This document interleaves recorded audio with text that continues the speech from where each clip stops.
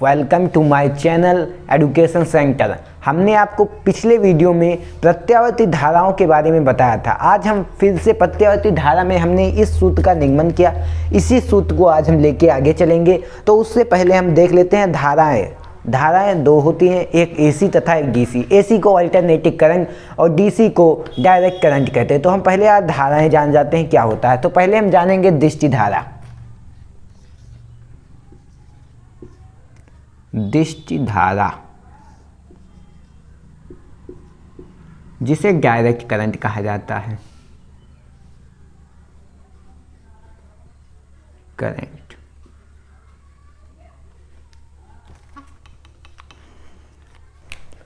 वे धाराएं जो समय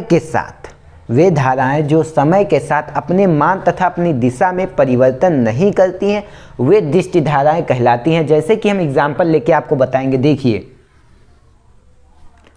मान लीजिए ये धारा, ये समय पर और ये धारा है। अब मान लीजिए 5 एम्पियर धारा छोड़ी गई, 5 एम्पियर। तो ये 5 एम्पियर 1 सेकंड के बाद भी 5 ही एम्पियर बहेगा, 2 सेकंड के बाद ही 5 ही एम्पियर बहेगा और 3 सेकंड के बाद भी 5 ही एम्पियर बहेगा। इसी की तरह दृष्टि धारा ये होता है। हमने आपको दृष्टि धारा क्लियर कर दिया। चलते हैं दूसरी धारा के ऊपर, प्रत्यावर्ती धारा। प्रत्यावर्ती धारा जिसे इंग्लिश में अल्टरनेटिंग करंट कहते हैं। तो जानते हैं ये क्या होता है। वे धाराएं जो समय के साथ उसके मान तथा उसकी दिशा में परिवर्तन होते हैं, उसे हम अल्टरनेटिंग करंट या प्रत्यावर्ती धारा कहते हैं। तो आइए जानते हैं कैसे होता है इसका डायग्राम या ग्राफ। तो ये देखिए, इस तरह होता है। यहाँ पे समय और यहाँ धारा, इसको धारा मान लीजिए।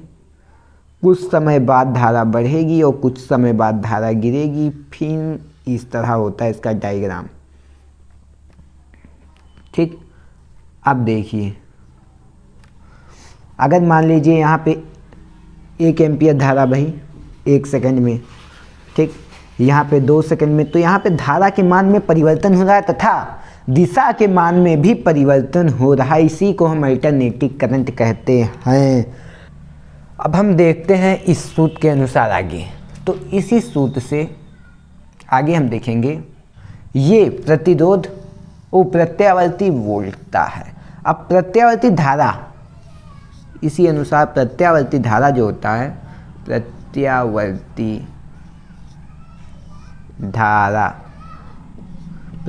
जो धारा होता है उसका सूत्र होता है I बराबर I0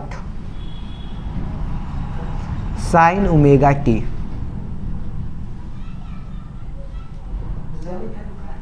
साइन ओमेगा टी होता है। अब देखिए, जो यहाँ पे I0 है, I0 है, वो I0 क्या होता है।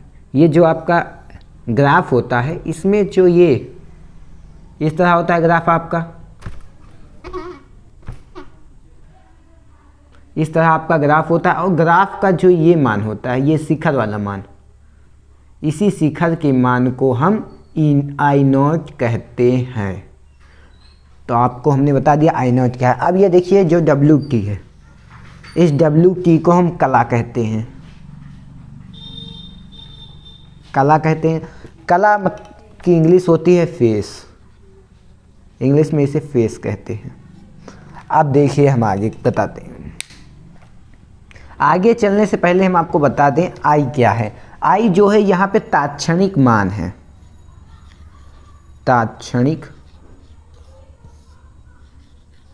मान, जैसे कि यहाँ पे जो I होता है वो घटता बढ़ता है, इसका मान निश्चित नहीं रहता है।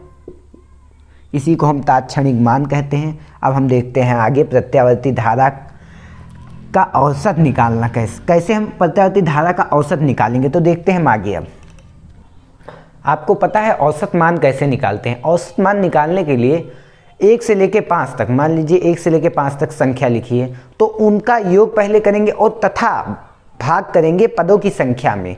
तो उसी तरह इसका भी हम निकालेंगे। देखिए अब यहाँ पे जैसे कि ये जो आपका प्रत्यावर्ती धारा होता है,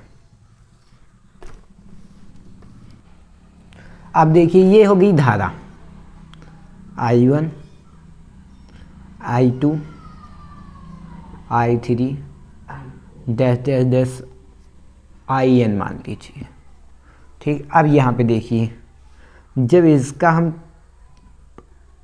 I निकालते हैं, प्रत्यावर्ती धारा निकालते हैं, तो इसका जो वो होता है मान, ये एक छोटा सा टुकड़ा है, इसे हम dt मानते हैं समय निकालने के लिए।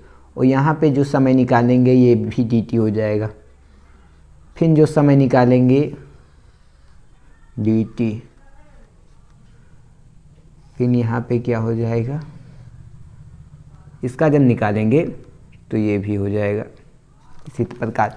अब देखिए यहाँ पे जो समय के जो छोटे छोटे मान हैं यहाँ तक t तक, कैपिटल T तक निकालने के लिए हम इसे n मान लेते हैं, इस पूरे पद को n मान लेते हैं।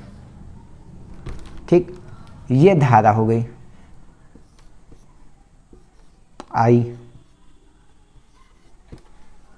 अब देखिए आगे जो ये n है, ये इसी का छोटा छोटा सा भाग है, इसको हम लिख सकते हैं n dt equal to t। जो ये छोटे छोटे भाग है, ये जब यहाँ से यहाँ तक आएंगे तो समय हो जाएगा, और जब समय होगा बराबर t के हो जाएगा। ठीक, अब देखिए हम आगे देखते हैं। हमने पिछली कक्षाओं में पढ़ा था, पिछली कक्षाओं ने पिछले अध्याय में पढ़ा पाठ 3 में जो कार्य होता है, कार्य बराबर, आपने पाठ 3 में पढ़ा होगा, कार्य बराबर एक सूत्र होता है W बराबर H equal to I square RT। आपने यह सूत्र का अध्ययन जरूर किया होगा, अगर आपने पाठ 3 पढ़ा होगा तो यह सूत्र आपने पढ़ा होगा। तो अब देखिए इसी सूत्र पर अगर हम आगे चलते हैं तो यहाँ पर जो कार्य होगा उसको हम देखते हैं dW1 बराबर हो जाएगा I1 square into R into dt।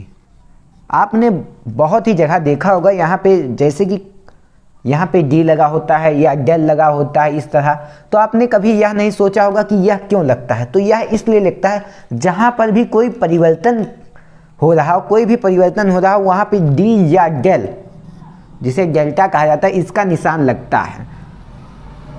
तो आज यह क्लियर हो गया होगा कि d या डेल क्यों लगता है। तो अब हम आगे चलते हैं। इसी प्रकार d2 का कार्य dW2 बराबर I2 का square into R into dt। इसी प्रकार dW3 बराबर I3 का square into R into dt। इसी प्रकार आप डैश डैश करके हम सीधा n का निकाल लेते हैं। dWn बराबर IN square into R into dt। ठीक, अब इसको हम जोड़ते हैं। आप जानते हैं औसत वेग में क्या होता है, जोड़ा जाता है। तो पहले हम जोड़ लेंगे इसे, तो इसको तथा इसको जोड़ने पर, तो इसको मान लीजिए हम हो गया W I1 square R dt plus I2 square R dt plus I3 square R dt। इस प्रकार हो जाएगा। अब देखिए हम आगे, अब देखिए ये जो होता है इसका योग अलग अलग धाराओं द्वारा किया गया कार्य तथा औसत धाराओं द्वारा किए गए कार्य के बराबर होता है। तो इसका मतलब निकल हो गया IAB, W के स्थान पर IAB मतलब I का एवरेज मतलब धाराओं का औसत। तो IAB बराबर जो यहाँ पे लिखा था आपने उसी को यहाँ पे लिख दीजिए।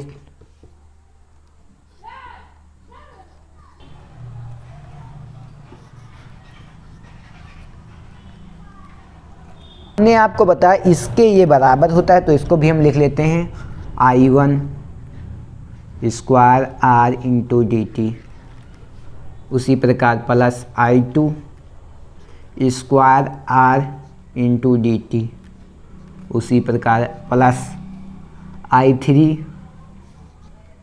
स्क्वायर R इंटू dt, इसी प्रकार चलते चलते IN square R into dt।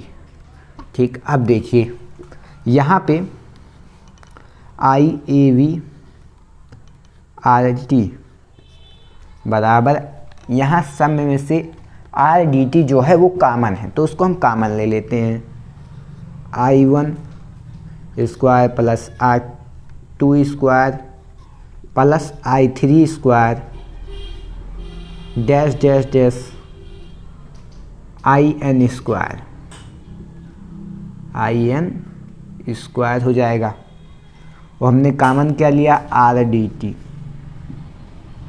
अब देखिए हमने आपको पहले ही बताया था जो NDT जब हमने आपको ग्राफ में बताया NDT बराबर T होता है, तो DT बराबर यहाँ से निकल जाएगा DT बराबर T अपॉन N हो जाएगा। और T अपॉन N यहाँ पे हम रखेंगे तो देखिए IAB धारा का औसत RT बराबर I1 square plus I2 square plus I3 square plus dash dash dash IN square R, यहाँ पे T अपॉन N हो जाएगा। अब देखिए ये R से ये R कैंसिल हो जाएगा, यह T से यह T कैंसिल हो जाएगा। अब यहाँ पे क्या बचा, अब देखिए आगे इसी प्रकार IAB स्क्वायर बराबर हो जाएगा I1 square plus I2 square plus I3 square plus dash dash dash IN square upon N। अब यहाँ पे वर्ग है तो यहाँ पे आ जाएगा तो वर्गमूल बन जाएगा। तो IAB बराबर अंडर रूट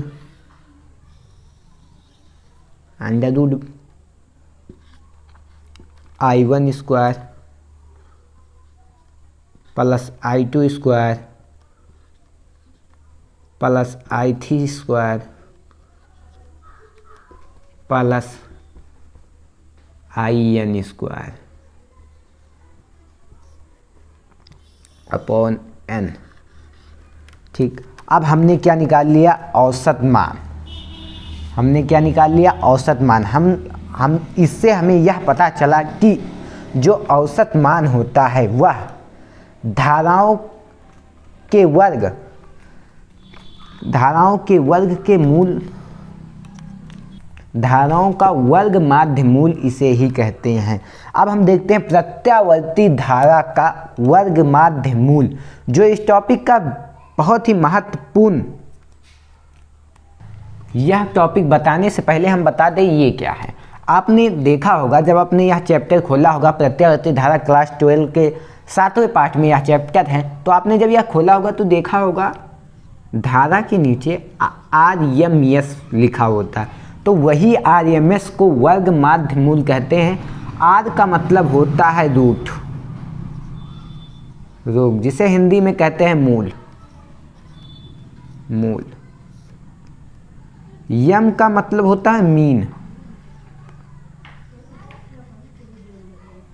मीन को कहते हैं माध्य।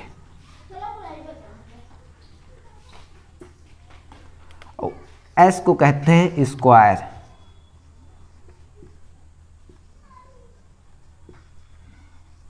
जिसे कहते हैं वर्ग। तो अब तो आपका ये क्लियर हो गया होगा। ठीक, अब देखते हैं हम आगे। अब प्रत्यावर्ती धारा का सूत्र हमने आपको पहले ही बता दिया, I बराबर I not sine omega T. अब इसी का हम वर्ग माध्य मूल निकालेंगे। तो वर्ग माध्य मूल हम निकालने से पहले निकालते हैं। देखिए IRMS बराबर, इसका जब निकालेंगे तो यहाँ पे पहले स्क्वायर हो जाएगा। अब देखिए इसका भी वर्ग होगा, क्योंकि हमने औसत मान में भी बताया था इसका वर्ग तथा इसका वर्ग इस दोनों के बराबर होता है। तो उसी प्रकार इसका वर्ग, अब इसका वर्ग करेंगे, इसका हमें RMS वर्ग माध्य मूल निकालना है। तो इसलिए इस पे ये निशान लगता है I not sine omega T का स्क्वायर। अब देखिए आगे I स्क्वायर RMS बराबर, अब ये जो मान है, यह मान आपको पता है, हमने आपको यही वीडियो में बताया था, जो यहाँ पे शिखर का मान होता है उसी मान को हम I नॉट कहते हैं। और यह मान हमेशा निश्चित होता है, यह मान हमेशा निश्चित होता है, इसी के कारण यह बाहर आ जाएगा। तो यह मान बाहर आ जाएगा I नॉट स्क्वायर। यहाँ पे पूरे का स्क्वायर था, तो यहाँ पे I नॉट का स्क्वायर हुआ। अब देखिए यहाँ पे आगे, तो यहाँ पे क्या बचा, साइन ओमेगा टी का स्क्वायर।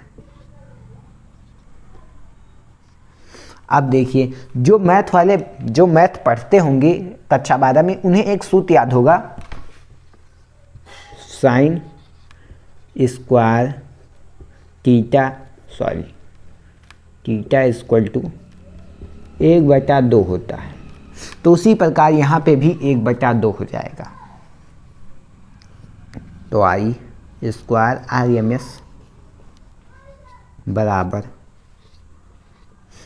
I नॉट स्क्वायर, तो यहाँ पे क्या हो जाएगा 1/2 इंटू 1/2। अब यहाँ पे जो वर्ग था यहाँ पे जाएगा, तो इसका वर्गमूल हो जाएगा। तो देखिए I बराबर RMS बराबर अंडर रूट लग जाएगा I नॉट का स्क्वायर बटा 2 का स्क्वायर, मतलब वर्ग।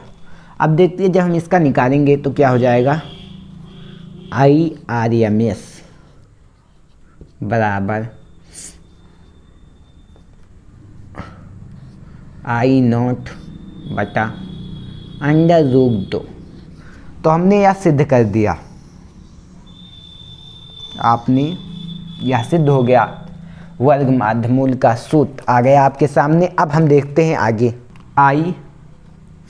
IRMS बराबर 1/2 I नॉट, यहाँ पे अंडर रूट था, 1/I नॉट हो गया। अब देखिए जब इसको अंडर रूट 2 की जो वैल्यू होती है उसको रखेंगे, IRMS बराबर 1/1.4142 इसकी जो वैल्यू होती है I नॉट,